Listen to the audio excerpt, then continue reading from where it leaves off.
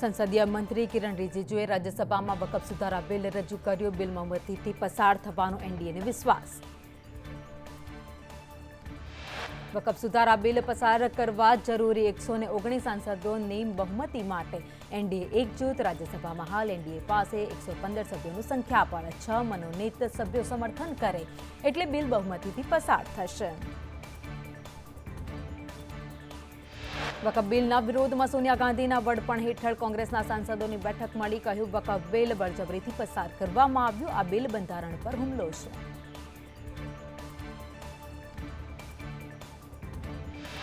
સોનિયા ગાંધી ભાજપ પર પ્રહાર કરતા કહ્યું, સરકાર દેશને ખાડામાં લઈ જઈ રહી છે. આ બિલ આપણા સમાજને કાયમ માટે તોડવાની ભાજપની સુનિયોજિત રણનીતિનો એક ભાગ.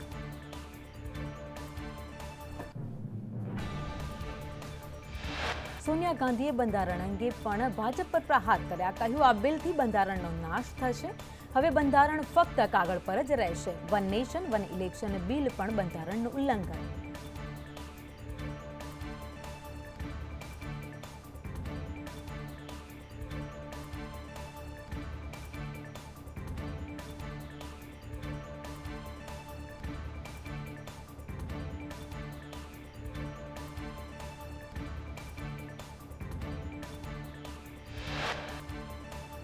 વકફ સુધારા બિલ પર રાજ્યસભામાં ચર્ચા. નડ્ડાએ કહ્યું, વિપક્ષ રામ મંદિર કુંભ બિહાર ચૂંટણી વિશે વાત કરી રહ્યું છે. આ બધું ચર્ચાને પાટા પરથી ઉતારવાનો પ્રયાસ.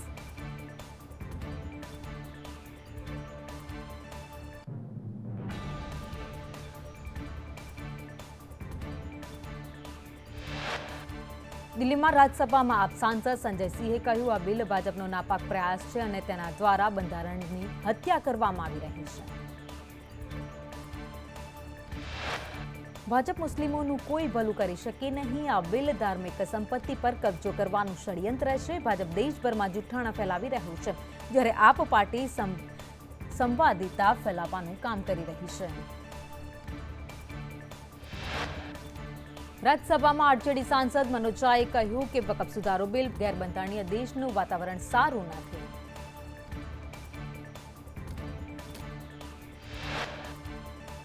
રાજ્યસભામાં વકફ બિલ પર બોલતા કોંગ્રેસના સાંસદ સૈયદ નસીર હુસૈને કહ્યું, આ બિલ સંપૂર્ણ ખોટા પર આધારિત છે અને છેલ્લા 6 મહિનામાં ખોટી માહિતી ફેલાવવાનું અભિયાન ચલાવવામાં આવ્યું છે. ખોટી માહિતી ફેલાવવામાં ભાજપની નકલી ફેક્ટરી સામેલ છે.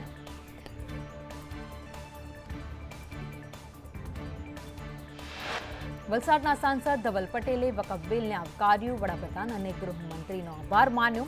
આદિવાસીઓની જમીન પર વકફનો કબજો નહીં થાય. કહ્યું, બિલનો વિરોધ કરી આદિવાસી સમાજ સાથે અન્યાય કર્યો. દિલ્હીમાં ગુજરાત કોંગ્રેસના જિલ્લા પ્રમુખોની મલ્લિકાર્જુન ખડગે અને રાહુલ ગાંધી સાથે બેઠક. ગુજરાતમાં યોજાનાર સંમેલન પહેલા બેઠકનું આયોજન. કોંગ્રેસનું રાષ્ટ્રીય અધિવેશન 8-9 એપ્રિલે ગુજરાતમાં યોજાશે.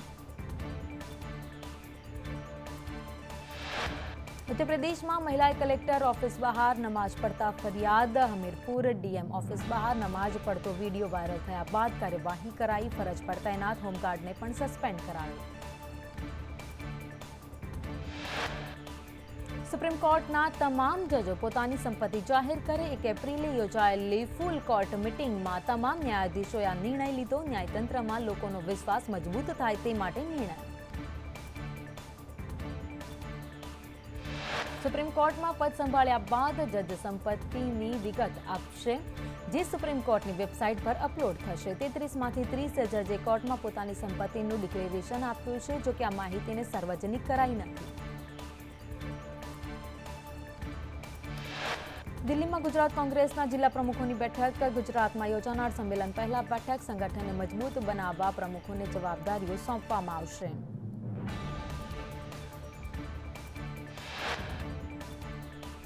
મમતા બેનર્જી સરકારને સુપ્રીમ કોર્ટ તરફથી મોટો ઝટકો. 25,000 શિક્ષકો અને શાળા કર્મચારીઓની નોકરીઓ રદ કરવાના કોલકાતા હાઈકોર્ટના આદેશને માન્ય રાખ્યો.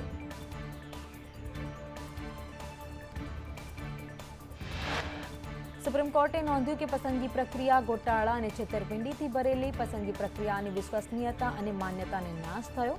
કોર્ટના આદેશમાં દખલ કરવાનું કારણ નથી જણાતું. સર્વોચ્ચ ન્યાયાલયે કહ્યું કે પદ પરથી દૂર કરાયેલ શિક્ષકોને પગાર પરત અપાશે નહીં. શિક્ષકો શાળા સ્ટાફની નવી ભરતી કરવા નિર્દેશ કરાયો. નવી ભરતી પ્રક્રિયા 3 મહિનામાં પૂર્ણ થશે. યુપીના ગાઝિયાબાદમાં મંદિરમાં ચોરીનો બનાવ બન્યો. 2 ચોરો દાનપેટી તોડી રોકડ લઈ ફરાર થયા. ચોરીની સમગ્ર ઘટના સીસીટીવીમાં કેદ.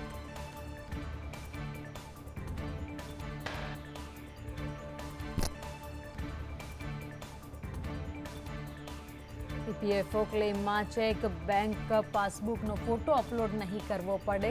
ઈપીએફઓની જે સરળ પ્રક્રિયા બનાવવા માટે વધુ એક નિર્ણય લેવામાં આવ્યો. મોડાસા ધનસુરા બાયડ રોડને પહોળો કરવા શોભના બારૈયાએ સંસદમાં રજૂઆત કરી. આ રસ્તે ભારે વાહનોની અવરજવરથી મુશ્કેલી. નીતિન ગડકરીને પણ પત્ર લખીને રજૂઆત કરાઈ. મહેસાણાના ઊંઝામાં મસાલા પાકની સંસદની માંગ. સાંસદે માંગ કરી છે. હરિભાઈ પટેલે લોકસભામાં મુદ્દો ઉઠાવ્યો. ગુજરાત મસાલા પાક માટે મહત્વપૂર્ણ.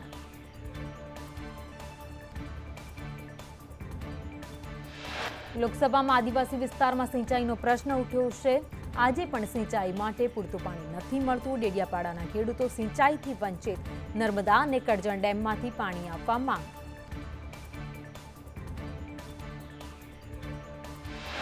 દ્વારકામાં ગોમતી નદી પાર કરતા શ્રદ્ધાળુ ફસાયા. નદીમાં પાણીની ભરતી થઈ જતા શ્રદ્ધાળુઓ ફસાઈ ગયા.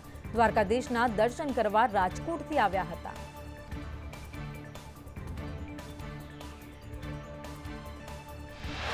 ભાવનગરના રાજગઢ ગામે પેટા કેનાલમાં ગાબડું પડ્યું છે. લીંબડી પેટા કેનાલમાં ગાબડું પડતા પાણીનો બગાડ થઈ રહ્યો છે. તંત્રને જાણ કરવા છતાં કોઈ જ કામગીરી નથી.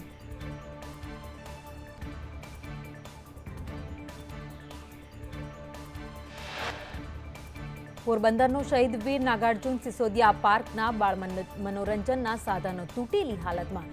અહીં બેસવાની પણ પૂરતી વ્યવસ્થા નથી.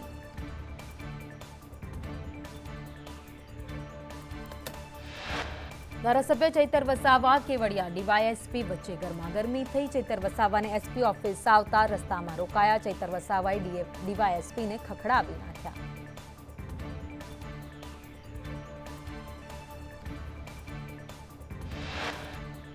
ચૈતર વસાવાએ કહ્યું, હું ધારાસભ્ય છું, સીધી રીતે વાત કરો, આંગળી નીચી રાખીને વાત કરવાની. તો ડીવાયએસપીએ કહ્યું, તમે પણ આંગળી નીચી રાખીને વાત કરો. પોલીસ અને ધારાસભ્ય વચ્ચે ઘર્ષણ થતા ટોળા ઉગ્ર બન્યા.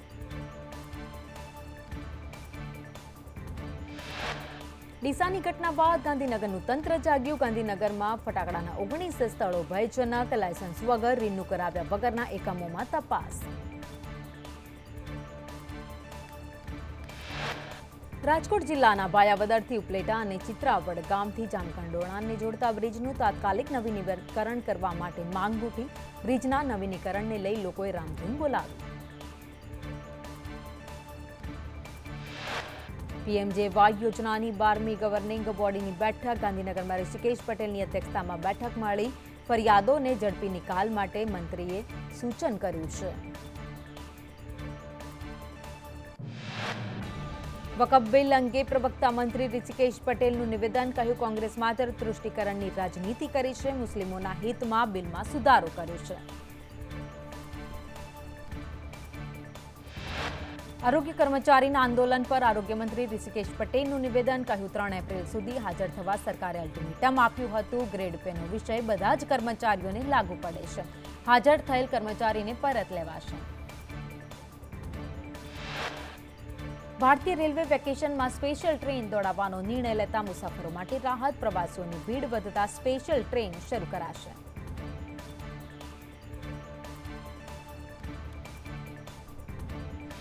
પાણી પુરવઠા મંત્રી કુંવરજી બાવળિયાની કેન્દ્રીય મંત્રી મનસુખ માંડવિયા સાથે મુલાકાત. ગેડ પંથકમાં નુકસાન થયેલા કામો શરૂ કરવા અંગે ચર્ચા કરી. ગાંધીનગરમાં આંદોલન કરી રહેલા વ્યાયામ શિક્ષકો સામે ગુનો. જાહેરનામા ભંગનો ગુનો નોંધી પોલીસે 10ની અટકાયત કરી. ગાંધીનગરમાં વ્યાયામ શિક્ષકોનો અનોખો વિરોધ. વ્યાયામ શિક્ષકોએ પીટીના દાવ કરતા હોય તેમ શિસ્તબદ્ધ ડિટેઇન થયા. 1-2-1ના તાલ સાથે ધરપકડ વહોરી.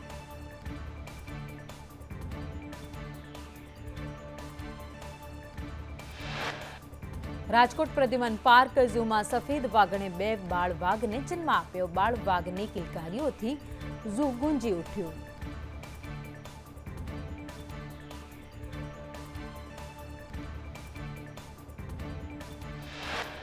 રાજકોટના નાના મવા મસાલા માર્કેટમાં આરોગ્ય વિભાગનું ચેકિંગ. મરચા, હળદર, અનાજના નમૂના લેવાયા. ફૂડ સેફટી વાન સાથે મસાલાનું ટેસ્ટિંગ.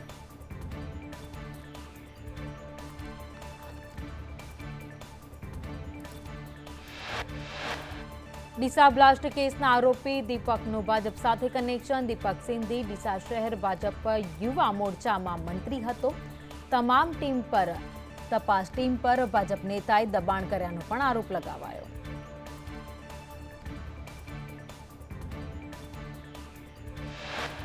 એકવીસ જિંદગીઓને ભરખી જનાર ડીસા અગ્નિકાંડનો મુદ્દો સંસદમાં ગુંજ્યો. બનાસકાંઠાના સાંસદ ગેનીબેન ઠાકોરે મૃતકના પરિજન માટે 5 લાખના વળતરની માંગ કરી.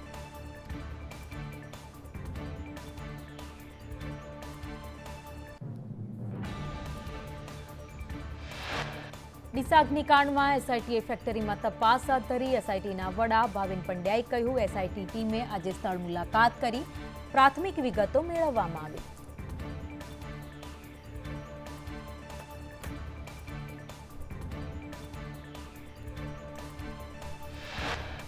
ડીસાની ઘટના બાદ અરવલ્લીમાં તંત્ર જાગ્યું. ફટાકડા, પરવાના, ફાયર સેફટીને લઈને તપાસ. વિવિધ 36 એકમોમાં તપાસ હાથ ધરી. ડીસાની ઘટના સુરતમાં વગર લાયસન્સે ફટાકડા રાખનાર વિરુદ્ધ કાર્યવાહી. પોલીસે 2 દુકાનદારો સામે ગુનો દાખલ કર્યો. પોલીસે 1,80,000નો મુદ્દામાલ જપ્ત કર્યો.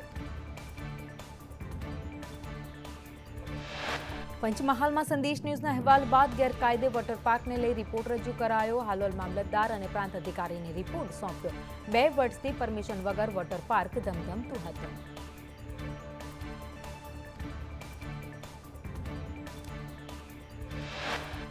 રિલાયન્સ જૂથના અનંત અંબાણીની પદયાત્રાનું લીંબડીમાં સ્વાગત કરાયું. અનંત અંબાણીનું દીકરીઓએ દ્વારકાધીશનો ફોટો આપી સ્વાગત કર્યું.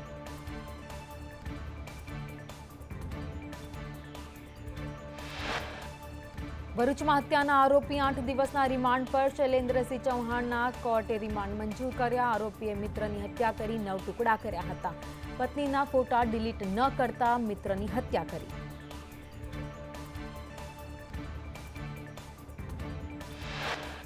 ડીસા અગ્નિકાંડમાં પોલીસે આરોપીઓની મદદ કરનારને ઝડપી પાડ્યો. ભિલોડાના સોનુની પોલીસે અટકાયત કરી. સોનુએ આરોપી દીપકને મોબાઈલ આપ્યા હતા.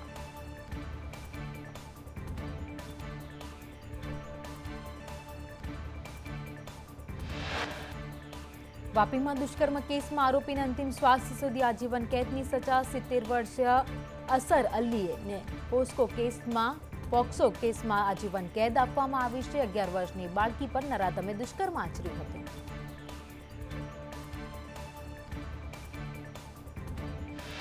વલસાડના સનાતન સંઘના ચેરમેન ઉપદેશ રાણાને બોમ્બથી ઉડાવી દેવાની ધમકી મળી. વોટ્સએપ કોલ મારફતે ISISએ આ ધમકી આપી છે. અજાણ્યા ઇસમ વિરુદ્ધ પોલીસમાં ફરિયાદ.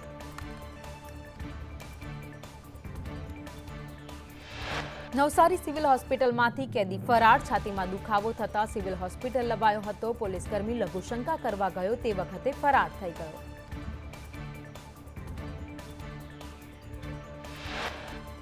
સુરતના અલથાણામાં પીડિત પરિવારની કારમાં આગ લગાવવામાં આવી છે. કિશોરીનું અપહરણ કરી દુષ્કર્મ આચરવામાં આવ્યું હતું.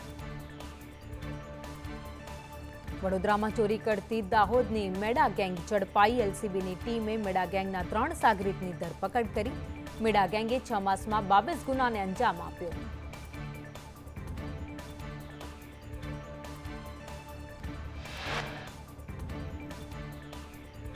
સુરતમાં સજ્જુ કોઠારી ગેંગનો સાગરીત ઝડપાયો. ગુજસી ટોકના ગુનામાં 3 વર્ષથી ફરાર હતો તે ઝડપાઈ ગયો. 20,000નો ઇનામી ગુલામ હુસૈન ભોજાણી મુંબઈ એરપોર્ટથી ઝડપાયો.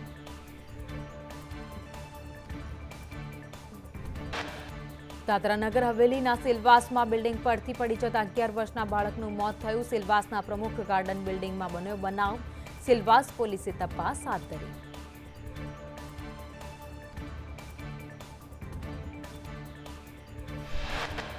જામનગરના કાલાવાડના શ્રીસાંગ ગામમાં ખેતરમાં આગ લાગી. આગથી 10 વીઘામાં ઘઉંનો પાક બળીને ખાક થઈ ગયો.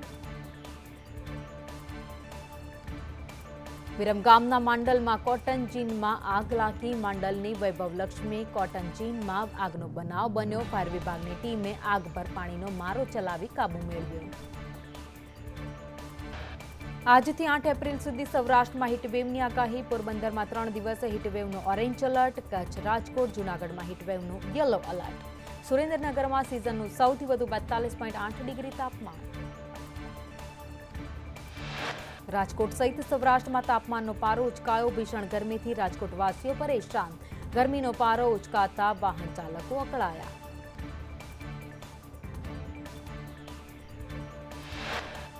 વડોદરામાં આકરી ગરમીને લઈ ટ્રાફિક સિગ્નલો પર રાહદારીઓની કફોડી હાલત. સિનિયર સિટીઝન વાહન ચાલકોને વધુ તકલીફ. 40 ડિગ્રી તાપમાન છતાં સિગ્નલ બંધ ન થતા આકરા પાણીએ.